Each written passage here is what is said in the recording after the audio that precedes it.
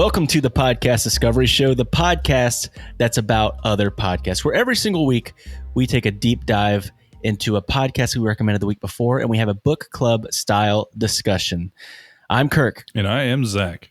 And this week we're talking about the show Wind of Change, which is a Pineapple Street Studios and Crooked Media with Spotify production. So there's a lot of big names in this production, and it's kind of like an investigative journalism type show.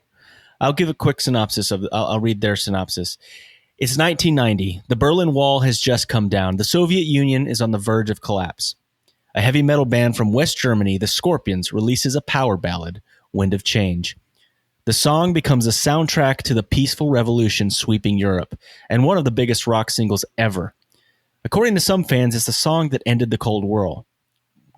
Cold War. Yep, there it is. Decades later, New Yorker writer Patrick Radden Keefe, who is the producer of the show and the host, basically, hears a rumor from a source that the Scorpions didn't actually write Wind of Change, that the CIA did. This is Patrick's journey to find the truth among former operatives and leather-clad rockers from Moscow to Kiev. Yeah, I had always said Kiev. I learned that this episode. To a G.I. Joe convention in Ohio. It's a story about spies doing the unthinkable, about propaganda hidden in pop music, and a maze of government secrets. Wind of Change, an offbeat 8-part investigation.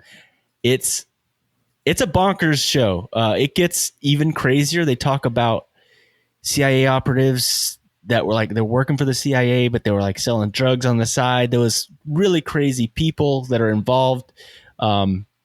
He talks to some really crazy people, but we talked about episode 1 and episode 2.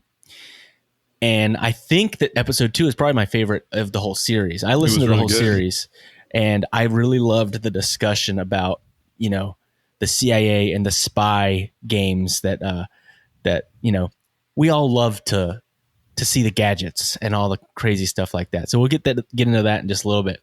But basically, the whole show, like I said in the synopsis, is about the CIA writing a rock song that ended up becoming like the anthem for the fall of the Berlin Wall. It was incredible to hear like how much impact this song had, because, okay, Scorpions, start out with, I knew one song from them, and it's probably the one that everybody knows. It's Rock You Like a Hurricane. That's the one that is, I think, more popular in the U.S. I do feel like I might have heard Winds of Change before, but it wasn't. I don't think they play it as much here. I don't think it's as popular. But I think I never heard it. Definitely Rock You Like a Hurricane is on every classic rock station in the United States once a day. How does that one go again? Here I am, rock you like a hurricane. Nice try. It didn't work. But the Scorpions are extremely successful. Like at one point during the show, he talked about they don't need a tour, and I was like, I mean, they were like a 80s band, right? The Scorpions formed in 1965. 65? Yeah, in 65. Dang. So honestly, they were kind of early on the metal side of things, like the hard rock side of things, because in the 60s you're talking Led Zeppelin and the Stones and things like that, and they were different than that. But they've been making music ever since. So yeah, Winds of Change it is noted in their Wikipedia entry as well. Like, and I mean, it makes sense when it's this popular. But Winds of Change was their biggest single, even though we had never heard it. Yeah. They sold 14 million copies of that song. The Scorpions have sold 110 million records total. They have released 18 studio albums. They've released 27 compilation albums and 74 singles. 6 of their singles have reached number 1 on the charts in different countries. Really? Their I albums, never would have thought they were that successful. Yeah, no, like very successful. Their albums, singles, compilations, and video releases have reached gold, platinum, and multi-platinum status 200 times in different countries. So they are not as niche as I thought they were. And maybe they are that niche in the US, but they are not over like internationally, worldwide, globally. At all. Yeah, no, they are the real deal. And so it's kind of a big deal if the CIA wrote their most popular song. And the interesting thing is, he talks about his friend.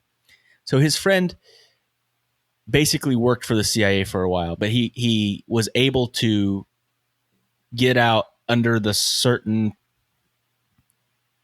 thing where they were able to say that he was in the CIA. Rollback. Was it rollback? I think it was called rollback. That was a really interesting thing.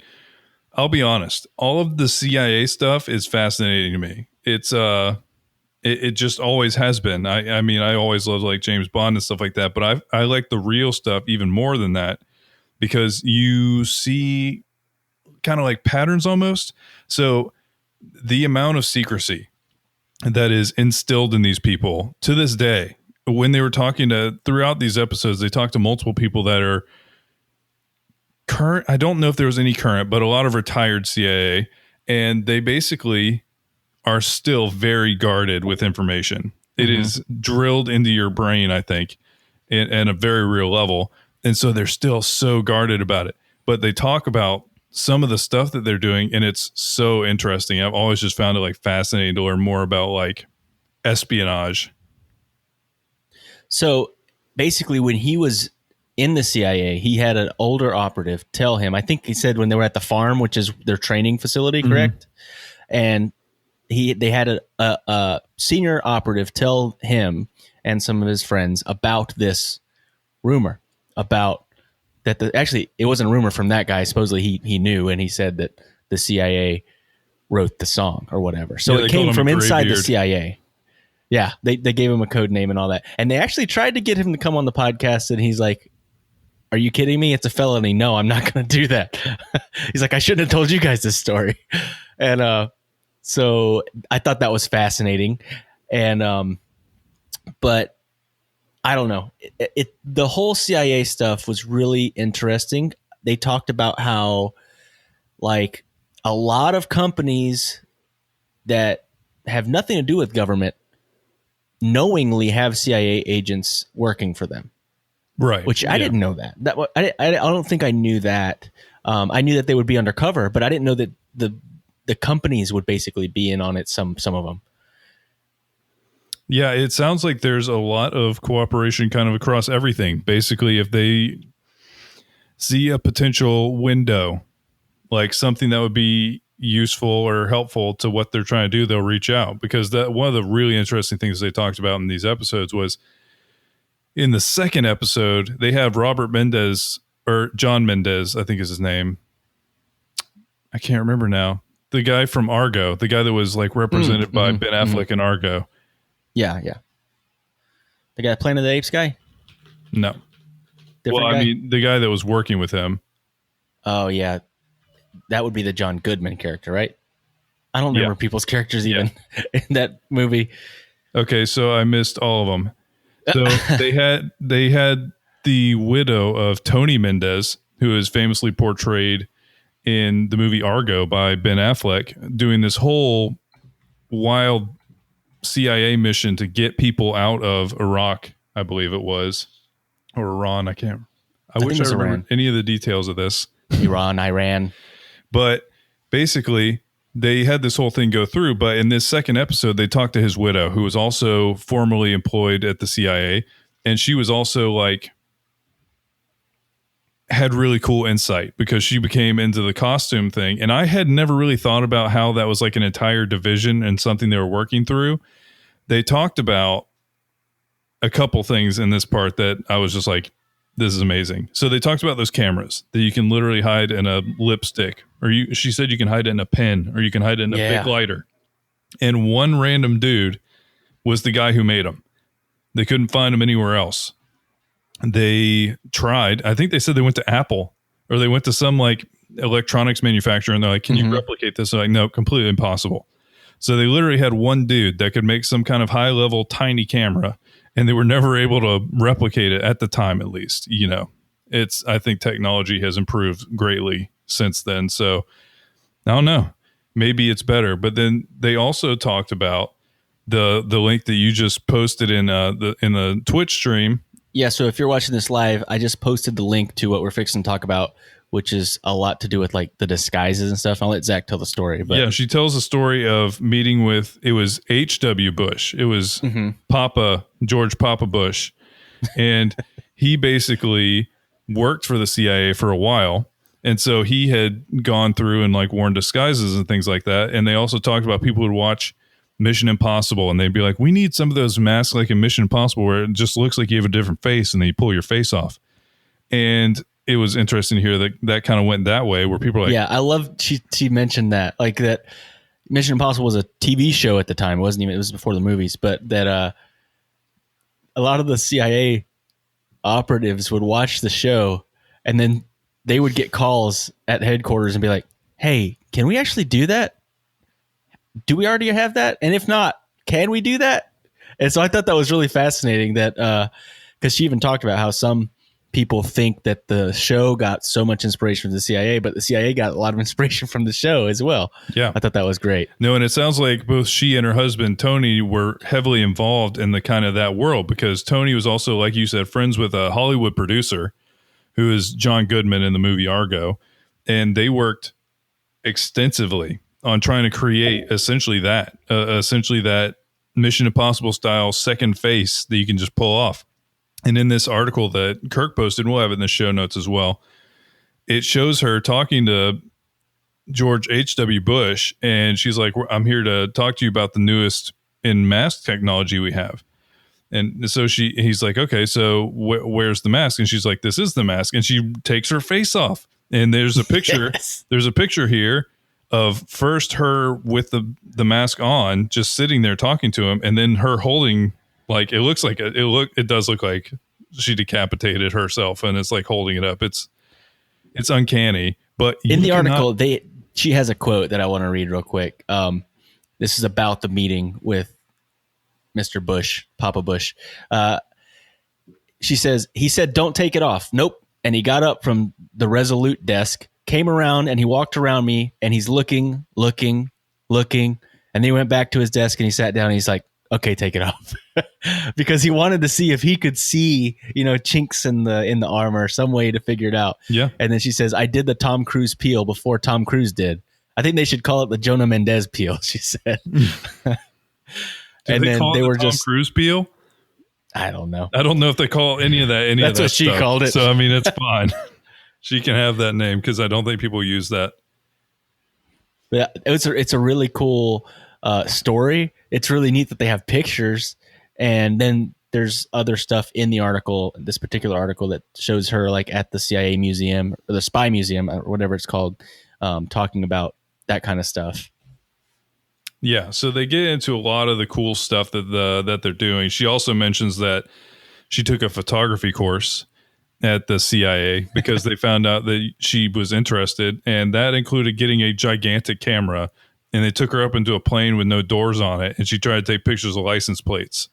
It's like all this stuff sounds so it sounds so cool, and this isn't like no kind of blanket statement about like what they're doing on a day-to-day basis, but the spy stuff is so cool.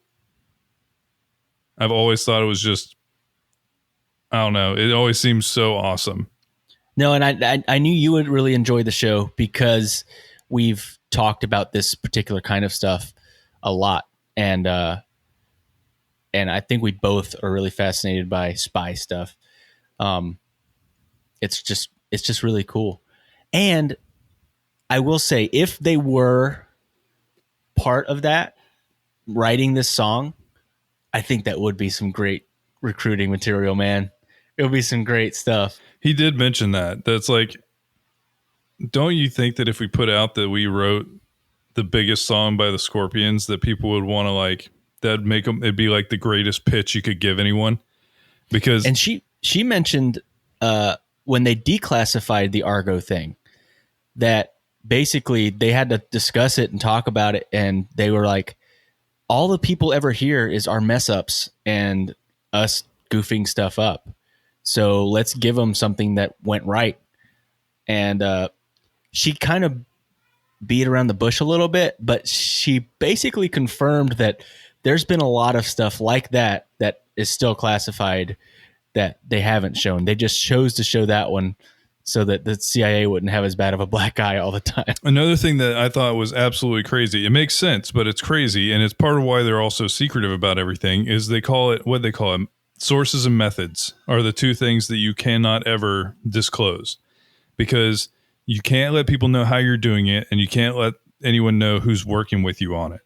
And that is probably why there's so many things that are still classified, because then people would be able to see things like that happening.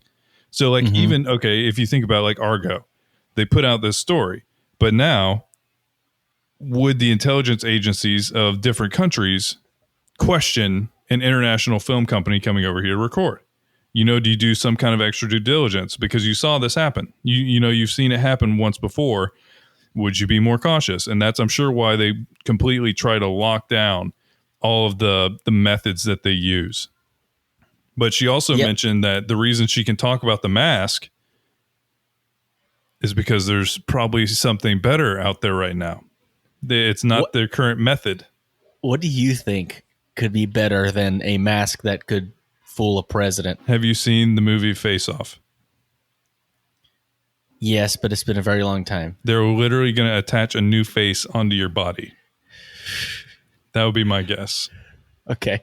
No, so we've got Face Off. I have no clue like how you do better than those types of masks. It looks like a completely different person. I don't know. It's just really fascinating stuff. I mean, there has been some precedent of people literally getting plastic surgery to change their identity. Not like they want to look like they're on Real Housewives of Bermuda, but like essentially they just want to like change their facial structure hard, and then they'll like change their hair and everything else too.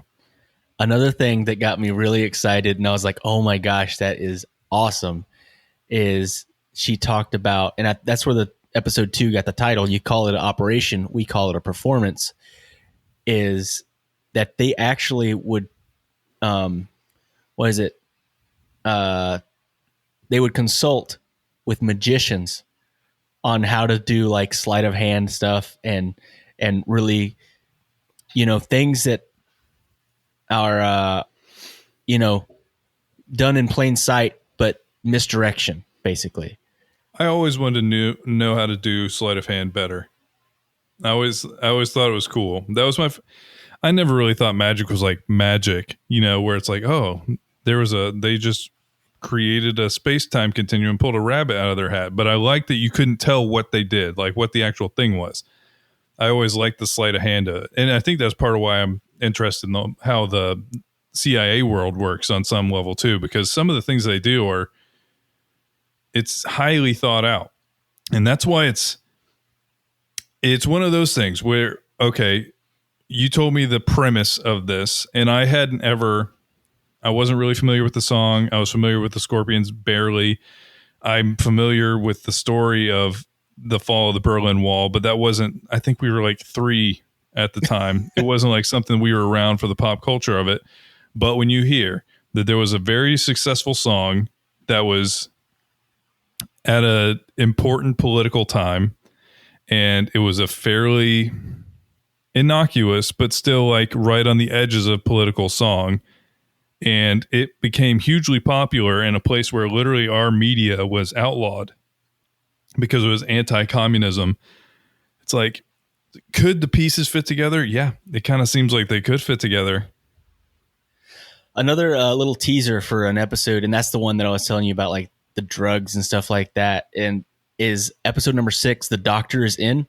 They talk about the Scorpions manager, which is the one that put this big rock festival together that they end up talking about a lot, which supposedly is what inspired this song being written.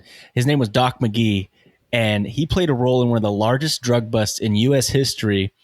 He worked with a smuggling ring that included Manuel Noriega of Panama, the dictator. Every single person that was part of it went to prison except for Doc. He never served a day, which makes you kind of have this thing of like, what did he trade? Secrets, or like, No, influence. he It's became what they crazy. call that an informant. No, it's not an informant because I think that's like a handshake thing. It's like in Tiger King. Those two dudes that flipped on Joe Exotic flipped because they both got popped for like felonies, and they're like, "You're gonna go to jail unless you're working for us." But the host of the show goes down to Naples, Florida, which is where Doc lives, of course. Gotta And be Florida. he gets to interview him in person and asks him why he threw a rock festival in Moscow instead of going to prison. But there's I don't want to, there's no spoilers. I'm not going to give any spoilers, but there's a lot more to this story than what you got to hear in episode 1 and 2. And like, it's only an 8-part series, but I thought it was just a little bit too long for us to do the whole thing. But it's definitely worth listening through the rest of them because it's fascinating. Yeah, it's a really good show. I had a great time listening to it. It is one of those ones that I do kind of like these miniseries because I feel like their pacing's always so good on it. Yes. Because it has a dedicated and already pre-understood ending on it. It makes the pacing of the episodes really like draw you and make you want to. This is kind of another one of those. I feel like miniseries are the bingers. Those are the ones where you want to burn through the whole thing because it's got room for arcs and things like that. I love it so much. This is my favorite form of podcast consumption. It's almost like reading a book. You know, when you're done, you feel accomplished. You've learned something. You've got a story. It's complete, and that's what this kind of show is it gives you that full story. And so everyone needs to go check out Wind of Change because it's awesome. Yeah, it's a really great show, and we should play Wind of Change. No, we can't. That's too famous. You can't play one of the most popular songs. Yeah, we're getting a takedown on that one in the world, and expect not to have a takedown notice. Did you catch the ad at the beginning of both of these episodes for another podcast that sounded fascinating and weird? The one about the opioids? Nope. The one about which they may have like different ads, but on both of the episodes that I listened to today, they had a show. I forget what it's called, but it was about the Chippendales. You didn't get that ad? I always skip ads, but I don't think it was that. Apparently, there is like I think it was just because of your general interest in Chippendales. Dang, I knew as soon as you didn't get that ad, that's exactly where you were going to go with it. No, it's exactly why. Yeah, because they know you. They've got my Google history. They know how many times you have applied for a job at Chippendales, and they won't call you back. So they're like, where do you think I've been on the weekends? As soon as I leave the podcast, that's where I go. He just goes and puts on his bow tie and dress Vegas pants. Or wherever they do it. Where actually are they? I don't know. I don't. Okay, this is happening right now. Now Zach's gonna Google bonus it. discovery. I'm going incognito. No, I'm just kidding. I don't care. If Google wants to send me Chippendales ads, it's fine. It's just like you. It is Vegas. No, but apparently whoever like started it and stuff, there's of course drugs, but there's like murder and stuff. Apparently there's crazy stuff that you never would have thought about these male strippers. Founded in 1976. I'll just give you the quick one. It's out of Vegas, a touring dance troupe, best known for its male striptease performances and for its dancers' distinctive upper body costume of a bow tie, collar, and shirt cuffs worn on an otherwise bare torso. It's because they want to be shirtless, but they want to be classy shirtless. And all you need to do that is a bow tie. No, see, this is more like my search history. I put podcast about Chippendales, and the first thing that came up was a Disneyland history podcast, Chippendales Treehouse. Oh, Chippendale. Gotcha. You spelled Chippendale wrong. Apparently. All right, so that is everything that we know and everything that we thought about the first 2 episodes of Wind of Change. Hope you guys enjoyed it. Let us know what you thought about it. It's a great show. On all the Definitely socials and stuff like that. So that brings us to this week's recommendation. What you got, Zach? I have a show. There's a show called Homemade. And this is actually done by All Recipes. So have you ever used an All Recipes recipe? Have you ever gone there? I have an account and I have a lot of saved recipes in my recipe box or whatever they call it. They have like a weird word for it. Yeah, it's a pretty cool thing. It's like that aggregator, it's an aggregator of recipes, so it's pretty cool. But they now have a podcast and it's hosted by, hold on one second. It's hosted by Nextford Network star finalist Marty Duncan, who I think she does like parties and things like that now too. But she basically just talks to people about food and about a little bit kind of like their background and things like that. But it's very food centric, and like you do pick up some cool stuff on it.